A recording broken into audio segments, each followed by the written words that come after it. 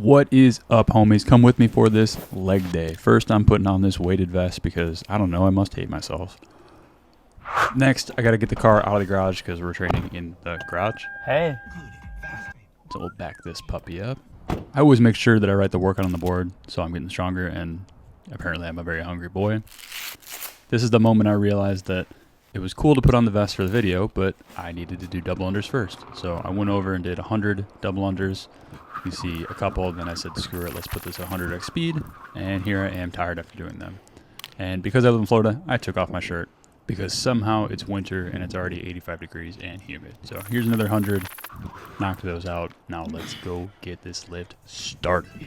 First and foremost, got to set up the garage. Here's me doing that in 2 seconds. Wow, I am so fast. Go me. And before squatting, I did a little bit of mobility work. Here is that. Before I do any squatting, I used to just jump under the bar and start squatting. The problem is I never warm my hips up sufficiently. So what I'm gonna do is just drive my elbows into the inside of my knees, then lower my butt into a squat, keeping my knees apart. It really gets a good stretch in my hips. Then what I can do is do my best to butt down, chest up, push those knees out, and kind of rock back and forth. This just opens up my hips.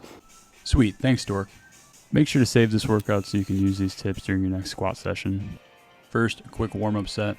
Got under the bar at 135, and I'll be honest, after those hip mobility warm-ups, it doesn't hurt on that first set. I used to drop that first set down, and holy crap, it wouldn't feel good, but now it feels pretty good. First working set of these squats, I had programmed 4 sets of 5 to 7. What that means is if I hit 7 reps or more, I need to go up in weight. If I hit 5 reps or less, I need to go down in weight. If I hit 6, I'm probably right about where I need to be. I'm training to about 95% of failure, so I'm not literally dropping the bar and failing, but I'm getting as close to that as possible to maximize hypertrophy and tension during this squat session. These squats are almost entirely glute and hamstring focused. You can tell that based off where my knees are. So my knees are stacked over my feet. They don't go out over my toes, and I'm pushing my butt back. This is forcing me to use my glutes more than anything else. If my knees were to go over my toes, that would become a quad dominant squat. Something I've been working on the last few months that has gotten better, but there's still some room for improvement, is my ankles. So my ankle mobility has never been great. You can see here my ankles start to cave in just a little bit at the bottom of that squat as I push up, but all in all, it has gotten quite a bit better. And I'm pretty happy with this squat session in general. We ended up getting 300 for 6, which, again, at 6'6", that kicked my butt. And maybe I'm just using my height as a limiting belief. Time to put the shoes back on.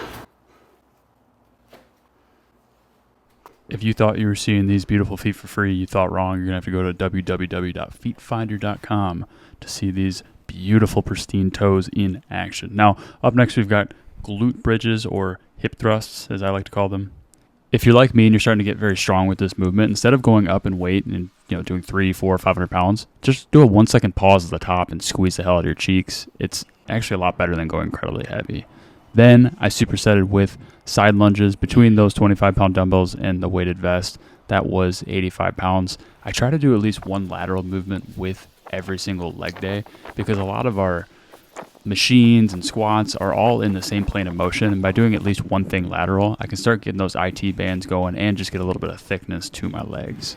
I ended up doing 4 sets of 12 for the hip thrusts and 3 sets of 8 on each side for the side lunges. I finished up with an ab workout. What I do is I take my iPad and I go to YouTube. I search in Trevor Ray, obviously that's me, and ab workout. I've got a 4-week ab plan on there. It's got a bunch of awesome follow-along workouts. Each day I just pick one and I get after it. Keep in mind when you open up that playlist, it's in order from easiest to hardest. So if you're looking for something lighter, just pick one of the first couple. If you're looking to get your butt kicked, pick one of the last few. I picked one right about in the middle, and guess what? It still kicked my butt. If you enjoyed this, don't forget to follow, subscribe, all those things, or save this to try these workout tips later. After doing 1 set of 5 minutes of crying on the mat, I got up and cleaned the garage, then took off my weight vest. I gotta think taking this off, it's a lot like how a woman feels taking a bra off at the end of the day. Oh yeah.